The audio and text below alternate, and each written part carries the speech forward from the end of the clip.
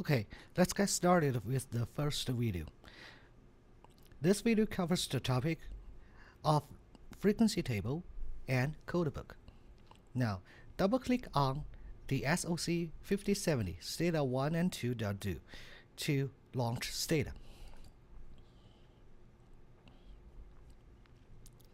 Now see a basic learning goals for this first set of video, Stata Data Cleaning and Manipulation 1. Here is the part 1, where we have a very brief review of the introduction to Stata, and then we talk about a frequency table and a codebook. In part B, we cover generate a new variable and drop or say delete a variable. In part C, we talk about recoding as well as labeling the variable and its values. First, let's set the working directory to the desktop. Please note that this path is to my desktop. You may need to make changes to it so that this one refers to your desktop. So let's highlight row 28 and click on Do. Now, if you look at the lower left corner of your Stata window, you will see that this is the current working directory. And if you are using Stata on Windows 10, then this one may display the string where is the name of your path. So I'm using Mac, so it has a little bit more graphical display. The second step is to launch a log file. It will record every input and output from the following operations. The command is log using followed by the name of the log file. The option replace means that if we have already had this log file saved in the working directory, then the original ones will be replaced. If we want to append to an existing log file, simply change the option from replace to append. And here we replace the existing log file. So highlight row 37 and run. Now we have the log file open. So one thing to remind you is that once you have your log open, you will have log on here at the lower right corner to your output window. It reminds you that everything is now getting recorded by this log file. So that means everything below this horizontal line will be recorded. Okay.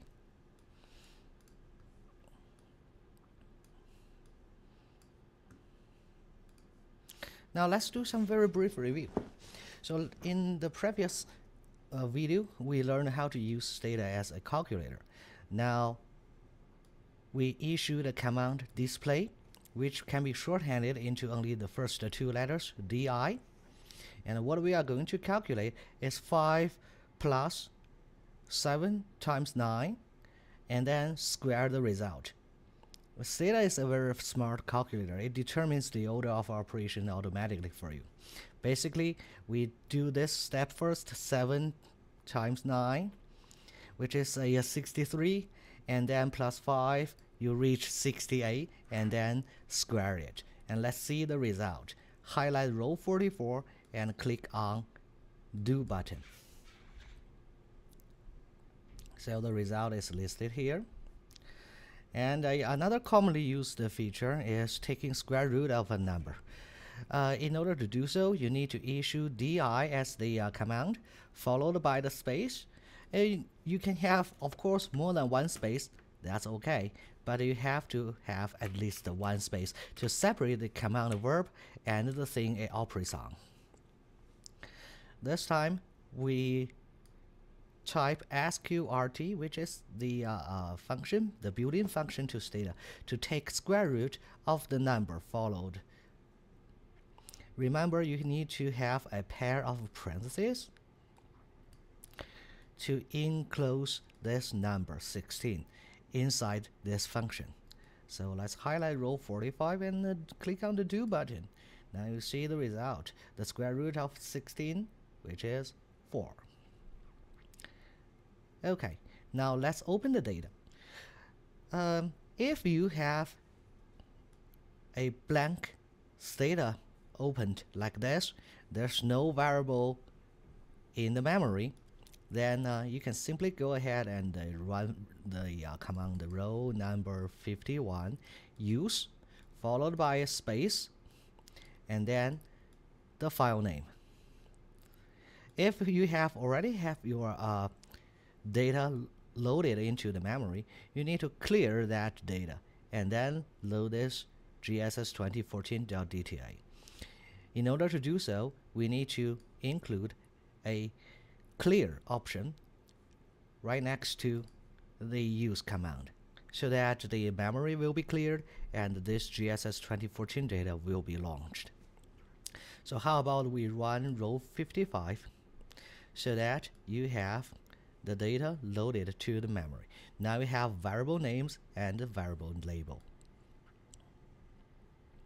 Okay, that's a brief review of everything we covered in the previous video.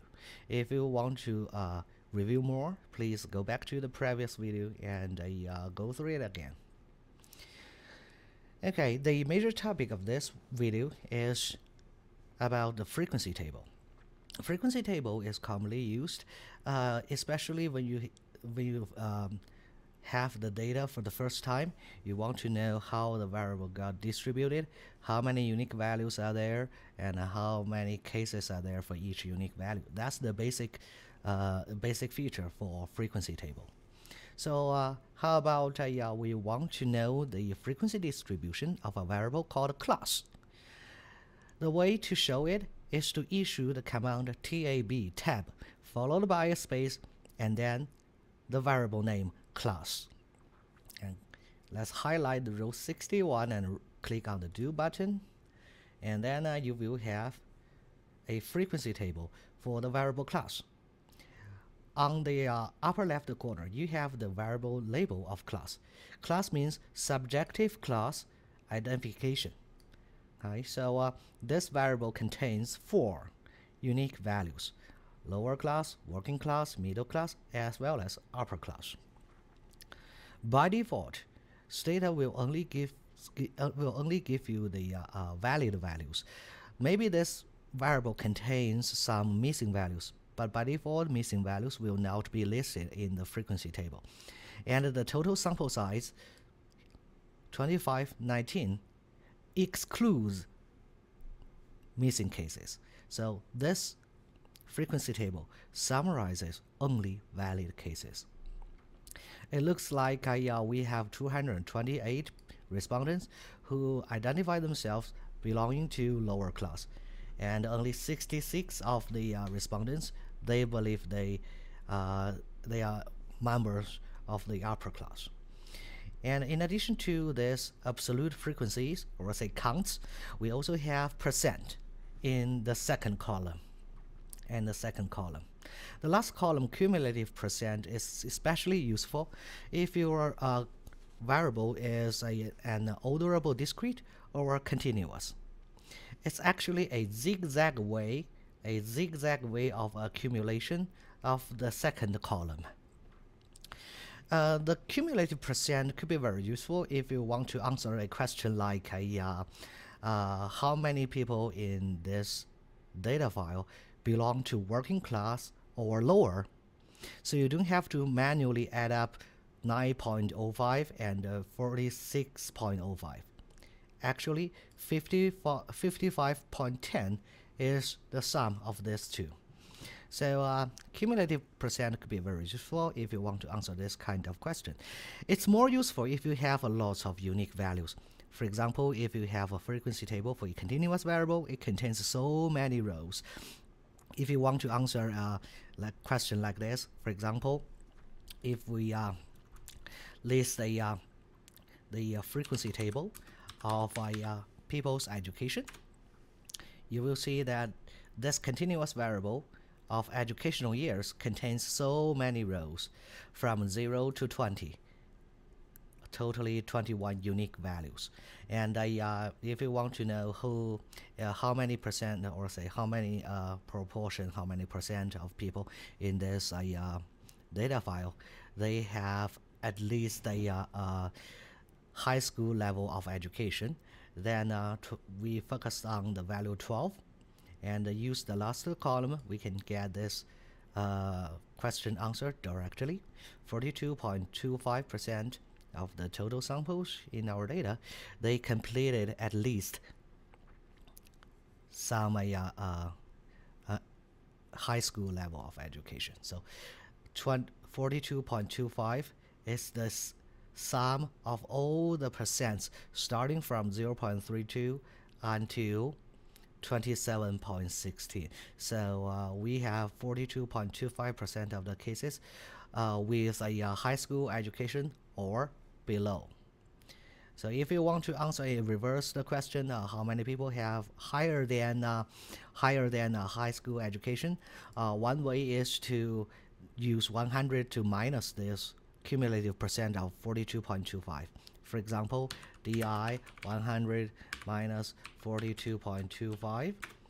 It looks like we have a 57.75% of the respondents who have education higher than high school level. Okay, this is how to read all columns in a frequency table. So let's run the row 61 one more time, and you see that by default the Stata will show you the value labels for discrete variable, particularly this kind of orderable discrete variable. We don't have the original coding of this variable. Instead, the value labels are listed here: lower, working, middle, and upper class. And sometimes you may need to know how these four values were originally coded. In order to do so, we provide NOL, which means low label option, to the tab command. Let's run the row 62 and you will see the difference. Now, instead of showing you the value labels, this frequency table shows you the original coding of four categories for the variable class. And there is another way to see how this variable was originally coded and at the same time show the value label.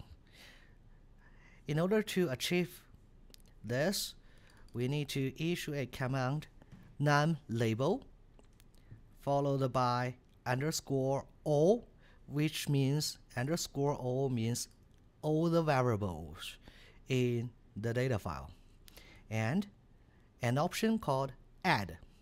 So we are going to add coding scheme to the value labels so that these two pieces of information can be displayed at the same time. So how about we highlight row 66 and 67 at the same time and click on the do file, because we are going to attach this to all variables, so it may take some time for num label to run. Now we have the result. You see that in this frequency table, the original coding before the dot and value labels after the dot will be listed together. So it's easier for you to see how these unique values were originally coded in a single frequency table. I think this is a very nice feature. It's very useful if your discrete variable contains so many different categories. And I don't think this one is particularly useful if you have a continuous variable, because for continuous variable, for example, educational year in this frequency table, its value itself is the value label, right? So 0 years, 1 year, 2 years, 3 years, until 20 years. So the number itself is the value label. So there's no need for you to provide value label to continuous variable. Let's take age, respondent's age at 2014 as another example to show the power of frequency table. Highlight row 74 and click on Do. You see that this table is actually very long. It contains, so I believe 72 different values, and that means 72 rows. So this table is so long, and sometimes for a very long table, Stata will stop scrolling up. Instead, it gives you a blue more at the lower left corner of your output window. And in order to continue, you can simply use your mouse, move it over this blue more, and click on it. It will continue scrolling up. And if you see more again, and you need to click on it again. So until the entire table, this table containing 72 rows, can be fully displayed for you. Okay, can be fully displayed for you. I think this so-called blue more, it could be very useful if your table is say super long. But if you don't want this feature, one way to shut it down is to issue a command called set more off in your command window. And once you hit enter, and you will not see that blue more again. Okay. Let's keep that feature. I think it's a very nice feature, especially for a long table. So now you know how to list and read a frequency table. And sometimes what we need is more than a frequency table. We want to know valid as well as missing values. So how many cases are valid and how many cases are missing? And for missing cases, what's the major reason of missing? For GSS data, the missing values were also carefully coded for various different reasons, such as I don't know, such as refuse to answer, or this question is inapplicable to respondents. For example, if you have a question about a monthly wage, and this question is not applicable for anyone without a full-time or part-time job. So in order to get those detailed information, in addition to list the frequency table, we can list codebook, or say draw a codebook of variables. So codebook is a command verb followed by a space, and after this command word, you can have more than one variable name. If you want to list codebook for these 4 variables, you can just simply include those 4 variable names, separated these variable names by at least one space. You can have more spaces to separate them, it's okay, but you have to have at least one space. So let's see what the codebook looked like. Highlight row 79 and click on Run. You will see this blue more again, and you can click on it as to continue. How about we use the codebook for the last variable, CLS EUSA. This variable means how close do you feel to America? And for this variable, it's coded numerically, and its value label, which I will cover this topic in the following video, is called LABZ.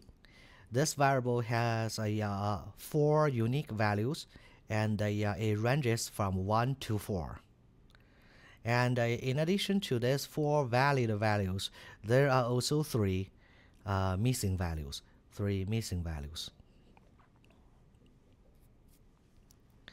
If you look at this missing dot star row cell, you will see that there are totally 2,538 cases, among which 1,299 cases are missing due to various reasons.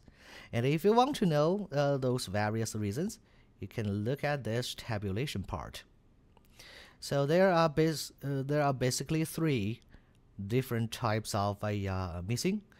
The first one is the respondent cannot make a choice. Maybe this means refuse. Okay, so or I don't know. IAP here means inapplicable. So because this question was not asked to all respondents, so for respondents working with certain versions of the GSSI 2014 questionnaire, there was no such a question on the questionnaire. So this generate so many inapplicable cases. And the last type is called NA, not available. There's no detailed reason why this case has a missing value in this particular variable. So this is the basic structure of Codebook. Particularly for GSS, in addition to rather than using the codebook displayed here by Stata, you can also refer to the GSS codebook, which can be downloaded from the GSS official website. It's a very large PDF file. It contains more detailed information than this. Okay, now you know how to draw and interpret frequency table and a codebook. I think we finished all the tasks for this video. But before you go, remember to save your log file. Save your log file by issuing the command log close. So it's very important for you to save the log file. Highlight row 85 and run. You will see that the log file has been saved in this working directory. And anything below this horizontal line will not be recorded by this log file. And there's another thing that I want to remind you. As a safety feature or a suggestion, I don't think you should save your original data. You should always keep your original data original, which means that what you need to save is this do file itself. Okay, each time you want to operate in data, and you write down all your commands in a do file, and you save this do file, and you don't save the original data. Even if you generate, maybe in the following videos you will see, you generate some new variable, or you change the coding of the original variable, you did a lot of manipulations to the original data, but what you need to save is not that data, but this do file, so that your original data can contain original variables. It remains original. To achieve this, on row 93, we have a clear command, which will actually clear the memory. Any changes you made to the data will be wiped out.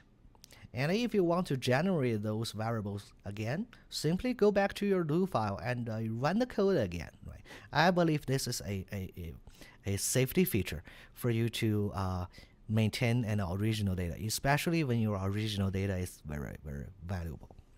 Okay, let's issue clear command, highlight row 93, and click on the do button. Now see the memory got cleared. The last thing for you to achieve, to celebrate this happy ending is to issue exit command, which will actually quit Stata as well as this do file editor. If you haven't saved your do file, this is your last chance to click on the save button. Click on the save button so that you can make sure that your do file is up to date. Okay, once you save your do file, highlight row 96 and click on do button so that you can quit do file as well as Stata.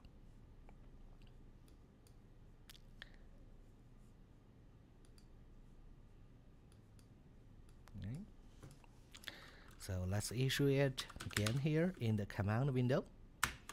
Now we have Stata quit. Right. So this is the video for your Stata data cleaning and manipulation 1A. Thanks for watching.